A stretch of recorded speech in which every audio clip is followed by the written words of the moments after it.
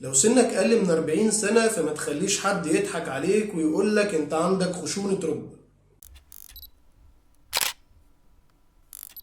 بيجيلنا ناس كتير سنها صغير من 20 ل 40 سنة وبيقول لي يا دكتور أنا عندي خشونة وعايز أتعالج منها.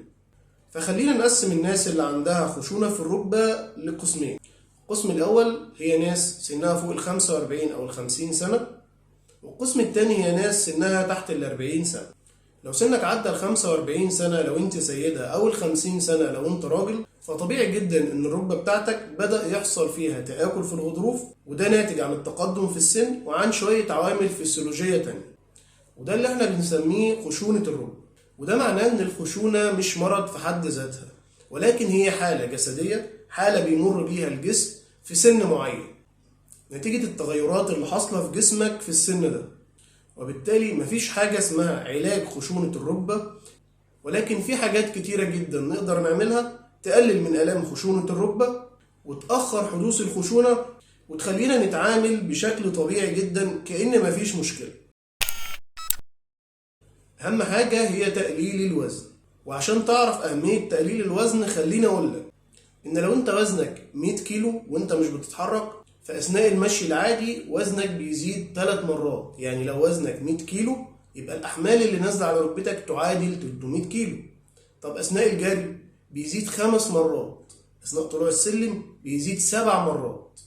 وعشان كده بنقول إن كل كيلو زيادة في وزنك بيحمل على مفصل الركبة، وكل كيلو بتنقصه بيفرق جدا مع الركبة. تاني حاجة هي تقوية عضلات الركبة، وخصوصا العضلة الأمامية وعضلات الفخذ الجانبية والخلفية. لو حافظت على تقوية العضلات دي من 2 ل3 مرات في الأسبوع بشوية تمارين منزلية بسيطة، هتقلل الأحمال اللي نازلة على سطح المفصل وعلى غضروف الركبة بنسبة كبيرة جدا، وهتحس إن أنت قادر تمشي وتتعامل في حياتك بشكل طبيعي خالص. كمان جلسات العلاج الطبيعي ممكن تساعدك لو الخشونة لسه في المرحلة الأولى والتانية في التعامل مع التورمات والالتهابات اللي ممكن تبقى موجودة في الركبة. أما بقى لو أنت سنك تحت ال 40 بقى وما بين 20 ل 25 سنة، فمشكلتك مش هتكون في الخشونة، أنت مشكلتك هتكون في ضعف العضلات، مشاكل في الأربطة، قطع في الغضروف، نقص في عناصر غذائية، وكل دي مشاكل ليها علاج ونقدر نتعامل معاها.